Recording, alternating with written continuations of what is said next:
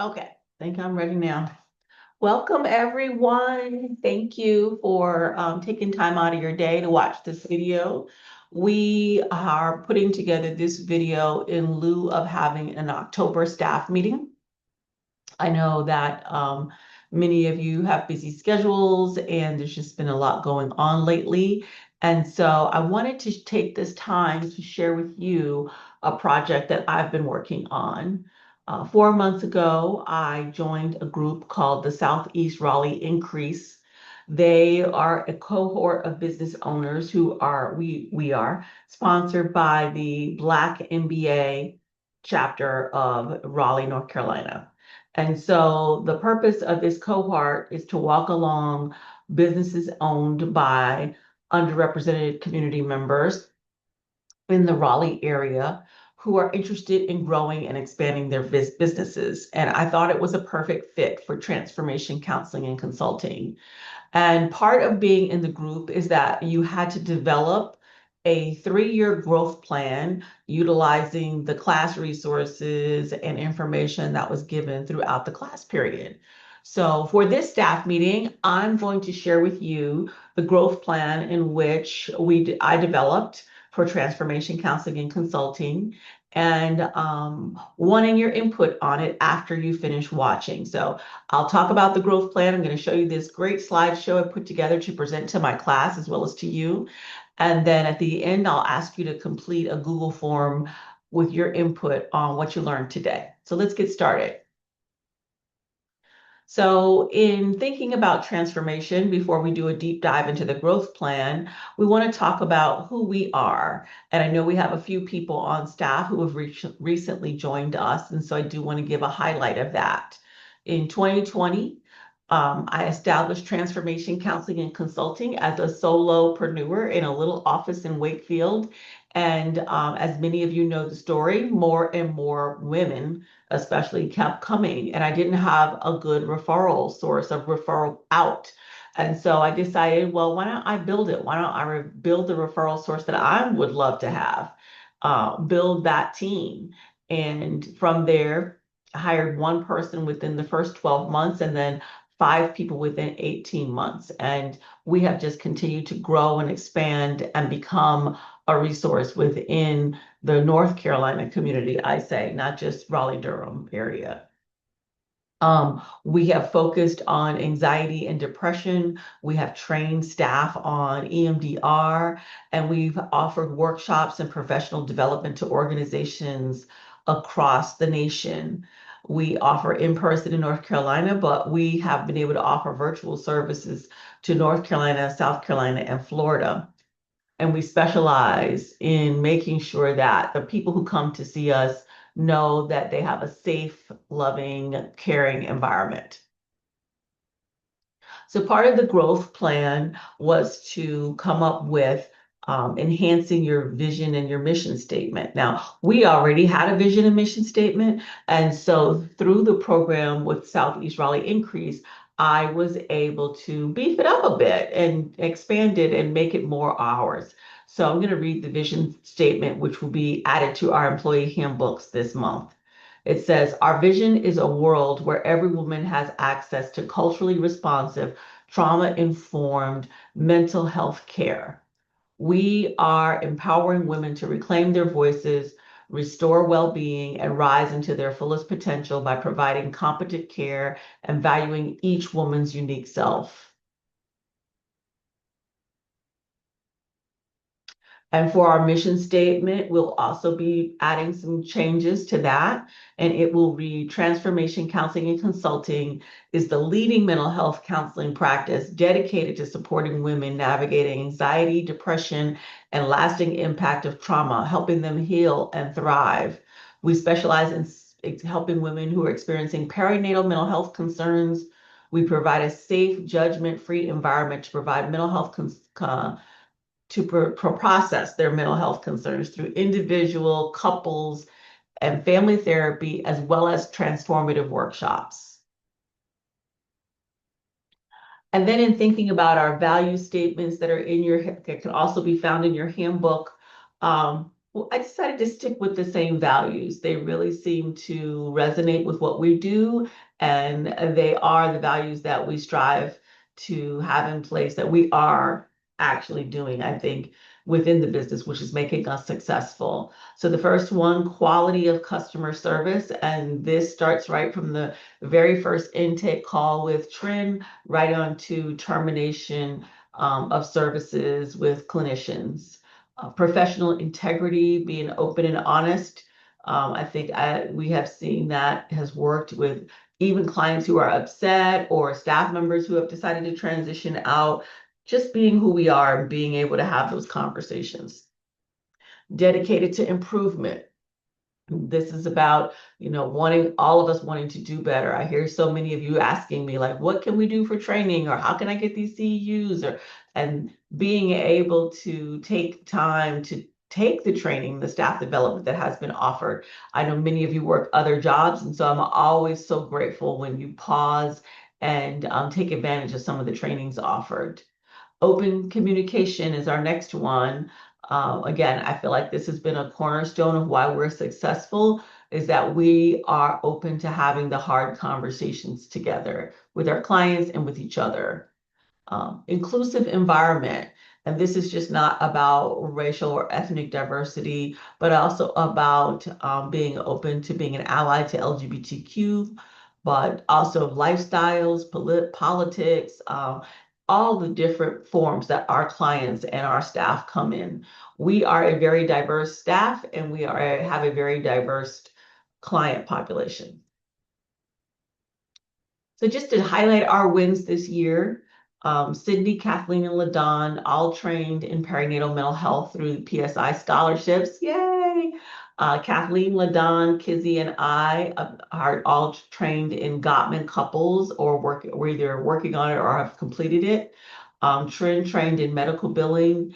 And this year, I have also accepted some veteran community care network clients. So these are clients who are directly referred through the VA system. And as many of you know, I am a US Army veteran, so it was really great for me to be able to give back. I'm not taking a large number of those clients, but to be able to do a small number of them has been really nice. And I know that many times, especially women veterans, don't always get a woman clinician who maybe, if they're from an underrepresented community, but also knows what it's like to be a service member. So it's really been great to do that. And then many of us have performed public speaking, myself, Sydney, and LaDon. And we have strived to do at least one vendor event each month, and we've met that goal. Some of our partners that have walked alongside of us this year, Capital Area Workforce of Raleigh has chosen TC&C as a grant recipient for 2024 and 25, and that's how we were able to do our staff development for EMDR, as well as the Gottman theory and the medical billing. I am an alumni of the IVMF program, which is focused on helping business owners who are veterans become educated about business and attend conferences and workshops. And I'm also part of a cohort through that group. And so we were chosen out of all the businesses. I mean, it's got to be at least 1,000 businesses that go through that program every year, as one of the top 50 growing businesses within the program. So I'm so excited to go to Syracuse, New York, where the program is founded, and accept our award next month. And when I do, it'll be with total gratitude toward you all, the staff, for making transformation counseling and consulting what we are today. The other program that I'm involved in is called Healer Circle. It's a cohort for small business practice owners right here in the Raleigh-Durham area. We get together once a month and we talk about how to maintain and scale our businesses. In thinking about the future, we really are focused on the mission, which is that we have a mission to help every woman who wants it have access to good quality mental health care. And so In thinking about that, I really feel that our business model of having a space where we can provide both virtual and in-person counseling, where we are trauma informed, where we are perinatal mental health informed and trained, that business model can go anywhere. And in my vision, we are expanding. We are going more than just North Carolina. As many of you know, I have LLC Transformation in Florida as our first place.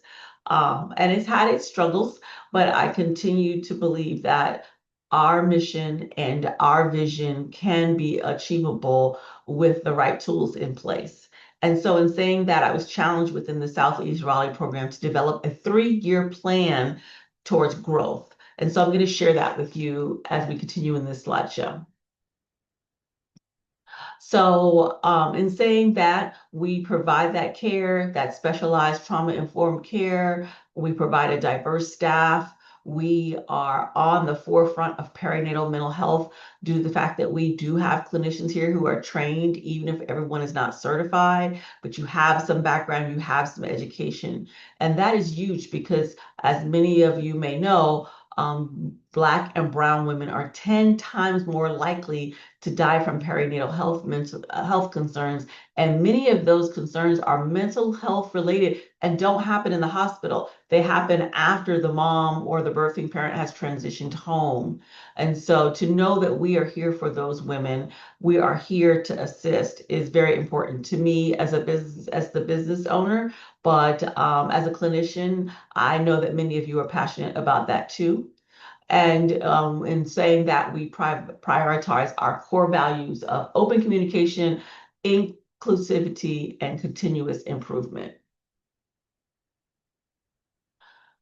So some of the things that we've been able to achieve by having our perinatal mental health training, EMDR, being on the Catalyst grant, all of these things continue to help us as we've excelled this year, and hoping that we are going to continue those same partnerships into next year.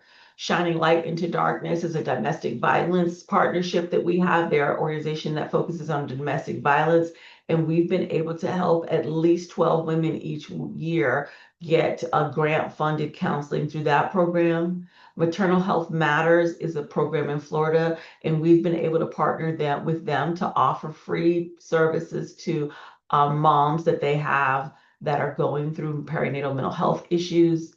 And then Wakabumi is also a favorite. We have provided mindfulness for teens. This is the second year in a row, and it's just been exciting to see how many young people are affected by attending that program. In fact, one of our high school interns came from her being part of that Wakabumi mindfulness program. So as we move forward, these are the 3 strategic growth plan that I developed while within the Southeast Raleigh Increase cohort. One was a financial goal, the second one was an operations goal, and the third one was a staffing goal. And so the concept was that you would develop 3 goals with the intent of accomplishing them within 3 years. And the first one I had was a financial goal, the first one we have. So it's to increase our revenue, which we all know is good for not just the business, but for ourselves. Through recruitment of new clinicians, we are going to add couples workshops in, and we're going to improve our billing efficiency. And our other 2 goals are going to help with that. So our 90-day goal when I entered the program was to hire a biller. And we have done that. We've Simple Practice opened up billing services, and this allowed Trin and I to take a break from doing the direct billing. And we did this through interviewing the billers and then setting up benchmarks to see if the system was working. And so far, so good. It has allowed both us to free up some time in the admin space to be able to focus on raising our income and giving me time to focus on hiring. So that comes to our other goal, which is to increase clinical staff.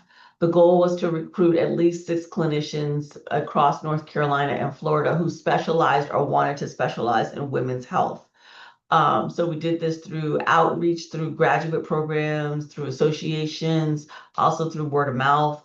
credentialing and onboarding is also part of the 2026 goal, is to really look at how we can make that process a little smoother. So you will see new team members coming on board. And we did have to pause the team members that were in Florida because we didn't have a strong enough referral base for them, but we're still working in that area. So when we think about growth plans, I was challenged to think about opportunities that have benefited us as a practice and threats that may come in our way. And so three opportunities that I identified was that we do have a really good business model, and I believe that it can be expanded to these four states is where I'd like to see transformation: North Carolina, South Carolina, Florida, and Tennessee.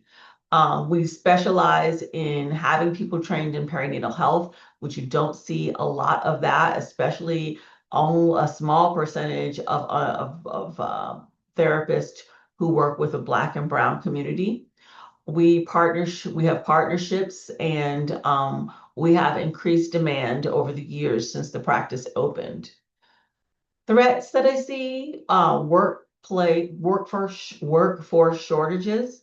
Although there are many people graduating with degrees, oftentimes it's hard to get people to come into private practice because it may not always look like it does at agency work where they can get their hours really fast. It's more of a slow build, and you have to do more marketing on your own sometimes if you're going to work in this space.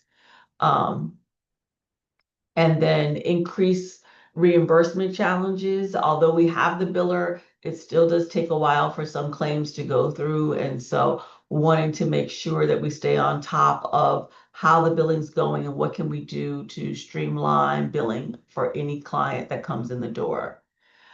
And then another last threat is just that competition, wanting clinicians who aren't burnt out, wanting to provide a good, safe work environment for everyone.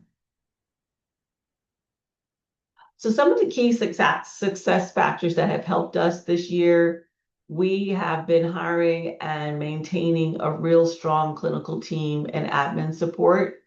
If you've been to any of the staff meetings, that you know that it is a joy when we get together.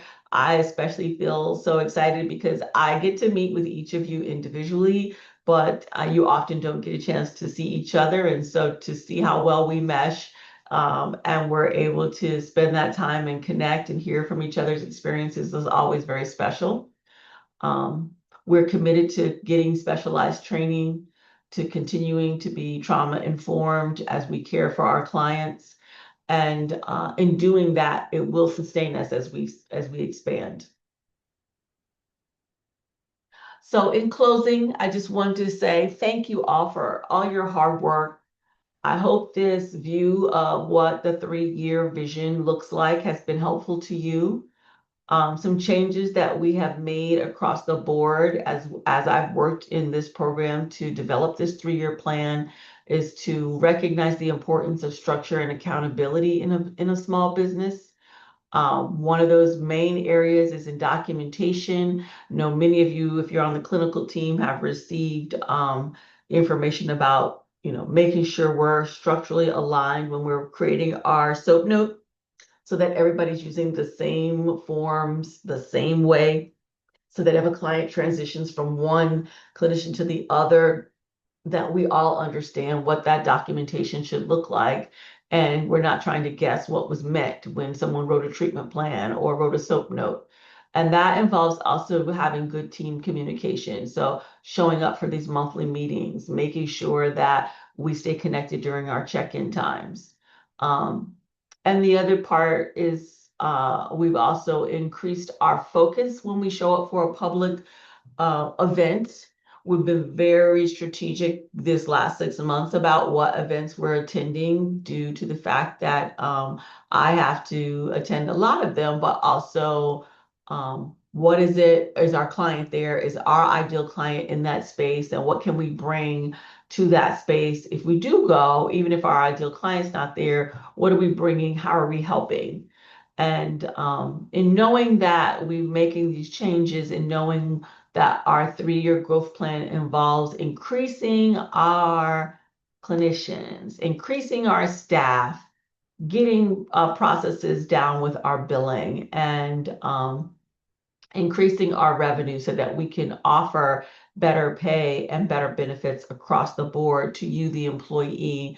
I hope that you recognize that we are working behind the scenes in order to make sure these things happen.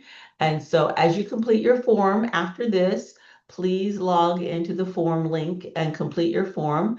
Give us some feedback. Let us know what you think about the 3-year growth plan. Let us know if it aligns with your values, and please know we're open to hearing all suggestions and also if you have any questions. So thank you again for taking your time. I look forward to seeing all of you during the November staff meeting and the holiday celebration. Thank you.